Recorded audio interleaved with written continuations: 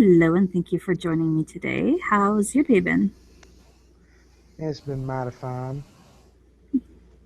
Okay. Well, you happen to live in a swamp, so tell me, how long have you been living in a swamp?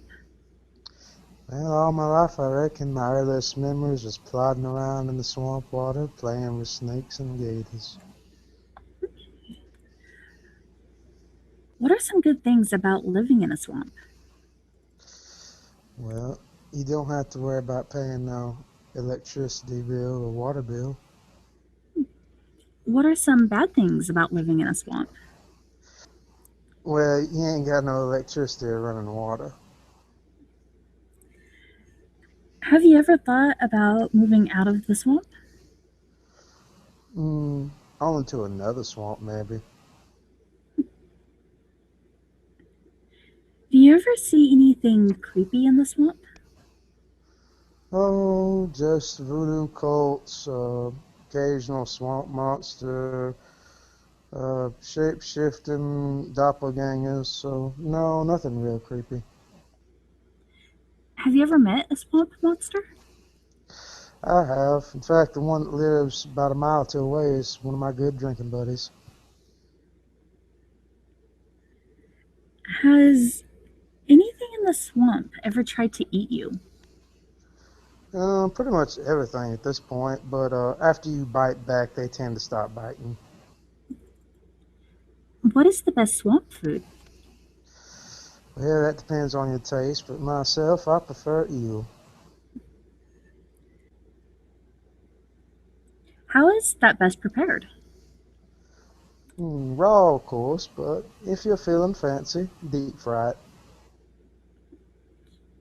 What is the best thing to drink while out on the swamp? Some good old-fashioned homemade moonshine. What is the coolest thing you've ever found in the swamp? Well, if you rummage around enough, you'll find relics from a time when there were people here. Most of the time, it's modern day stuff, old rusted out vehicle from the 1930s, or maybe even a house from the 1800s. But you can find Indian arrowheads and pottery too if you look hard enough. How often do you see swamp monsters and other paranormal creatures? Mm, it really depends on the time of year, but usually about once, twice a month. Uh, After a while, you stop noticing things like that. What is the first experience you ever had in the swamp that other people would consider strange or odd? Well, oddly enough, it's a well documented and scientifically explained phenomenon. Swamp gas. Just strange balls of flaming light that come out of the swamp every now and then. Is the swamp a good place to hide bodies? It is an excellent place. If the animals don't take care of the remains, and you can be sure that no amount of digging or tracking dogs will find a body after it's sunk low enough. How many bodies have you found? Well, not counting the one I saw disposed of, I found the remains too. Have you ever used the swamp to dispose of a body yourself? No, of course not. Not in the swamp. What is your opinion on the plant life in the swamp? Well, if you can avoid being tangled up, cut up, and potentially eaten by it, and there are some pretty interesting things and potentially tasty things you could find. Do you have any advice for anyone who plans on visiting the swamp? Yes, you're going to want to bring flashlight, matches, lighter fluid, gasoline, machete, a knife, another machete, and an assortment of guns. What do you do to keep yourself entertained in the swamp? Oh, I mostly just sit back and watch. People that come through provide all the entertainment I need.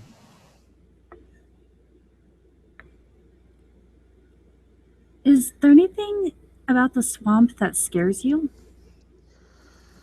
Well, sometimes when I'm by myself and it's real late and All the bugs and creepy crawlers close their eyes to sleep. The silence does get to me.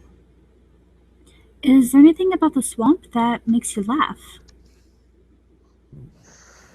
Well, aside from tenderfoots to try to make their way through there and get caught in quicksand, eh, it's sometimes funny for me to see people try to fish or hunt in the swamp and get lost, turn around, and then totally miss the trail they took to get there in the first place. But apart from other people's incompetence and stupidity aside, no, not really. Okay.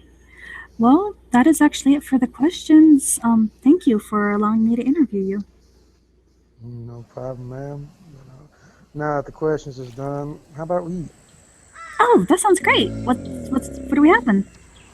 Gator.